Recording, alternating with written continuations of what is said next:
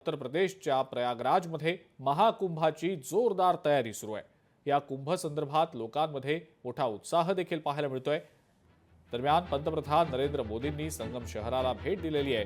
पवन संगम इथं आयोजित जाहीर सभेत पंतप्रधान मोदी सुमारे 7,000 कोटी रुपयांच्या 600 प्रकल्पांचं उद्घाटन करणार आहे। यामध्ये प्रामुख्याने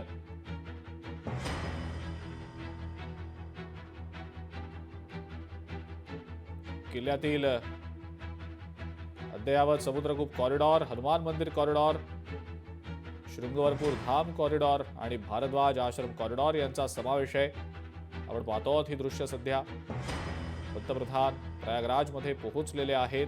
इथल्या अनेक साधू महंतांच्या ते भेटी घेत आहेत। त्यांच्याशी ते कदाचित संवादही साधण्याची शक्यता आहे। प्रयागराजच्या अक्षयवट आणि हनुमान मंदिरात ते दर्शन घेतील आणि तिथं पूजा देखील पंतप्रधान करणार आहेत। पंतप्रधानांच्या सोबत आपल्याला उत्तर प्रदेशचे मुख्यमंत्री योगी आदित्यनाथ देखील दिसत आहेत।